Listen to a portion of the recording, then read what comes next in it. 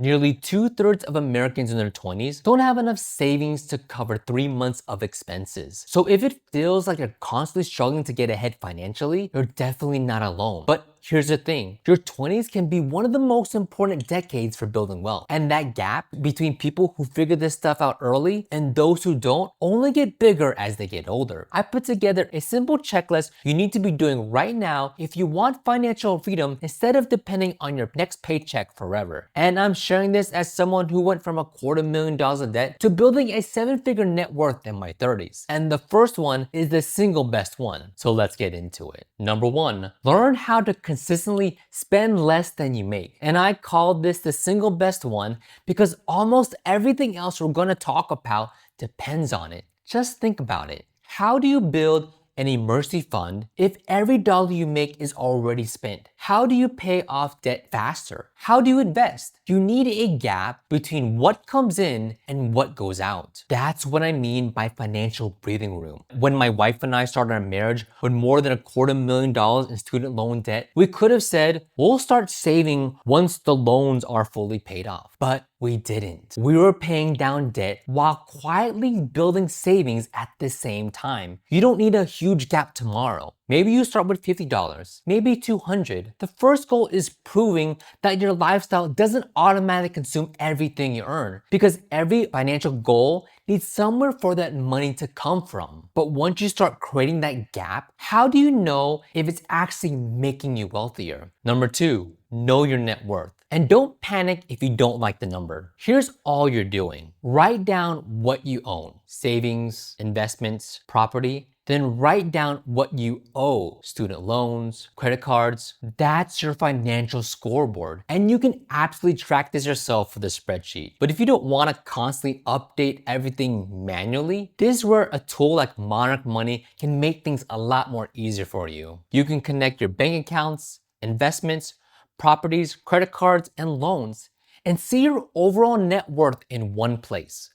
What I like about that idea is if you're not just getting one number, you can actually watch the direction of that number over time. And that's important because you can make more money without actually becoming wealthier. So don't compare your score to mine or someone else you see on YouTube. Just ask yourself one question: is my number moving in the right direction? That's what actually matters. But here's the thing, a good net worth number doesn't mean much if one unexpected expense sends you straight back into debt. Number 3, build emergency savings before life forces you to need it. Most people in their 20s don't have 3 months of expenses set aside. And here's why that matters. I've had a car repair bill come in around over $4,000. Now imagine getting that bill when there's nothing in savings. What happens? You use your credit card, you use a payment plan, borrow money from your best friend. Having savings didn't make that repair hurt any less, but it meant that the repair was a problem that we could solve instead of a financial crisis. That's what an emergency fund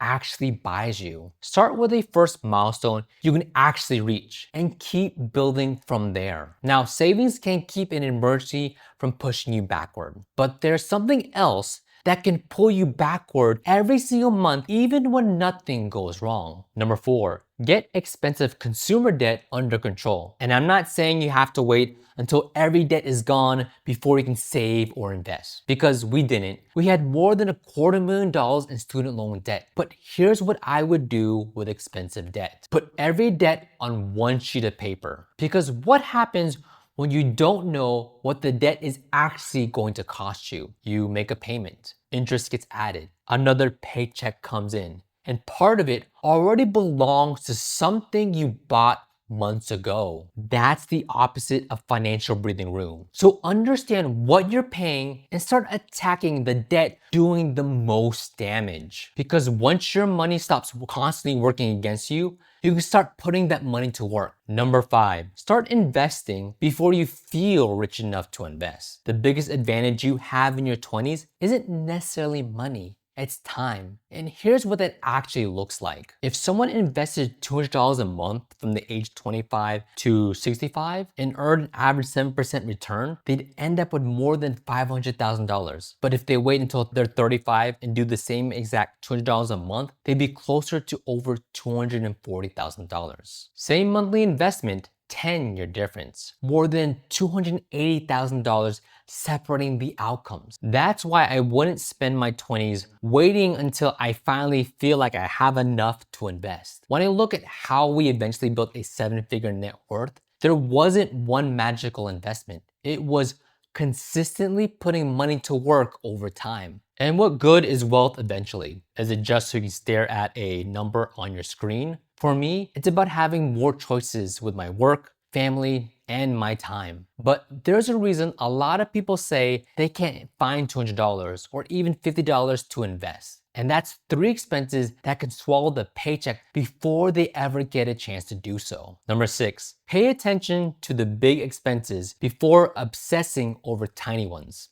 Housing, transportation, food. You can spend months trying to save $5 here and $10 there, while one big decision wipes all of that away. Cars are a perfect example. I kept driving my paid off car well past 100,000 miles. Not because I couldn't replace it, but because every month without a car payment gives us another choice for that money. And that's the question I'd ask before taking on any big recurring expense. What am I giving up every month to afford this? As your income rises, your fixed expenses don't have to rise alongside it. Get one big decision right, and you can create more breathing room than dozens of tiny sacrifices. But you eventually reach a point where you can't save your way any further. There's another lever, and unlike your expenses, it doesn't have the same ceiling. Number 7, use your 20s to increase what you're capable of earning. And I don't just mean chase the highest paying job you can find. Ask yourself, what am I learning right now that could make me more valuable 5 years from now? For me, one skill led to another. None of those happened overnight. And none of them came from cutting another $5 out of my budget. Your spending can only go so low. Your skills can keep becoming more valuable. But here's the trap. More income does not automatically mean more wealth. If you don't decide where that extra money goes, your lifestyle will happily decide for you. That's why number 8 ties everything all together. Number 8, stop making yourself decide what to do with your money every payday. Money goes to savings, investments, bills, your other goals. Because how many times have you said, I'll save whatever's left at the end of the month? And the end of the month arrives. There's your answer. So make the important decision first. And here's where this becomes really powerful. Get a raise, increase an automatic investment before your lifestyle absorbs all of it. Pay off a loan, redirect that old payment towards the next goal.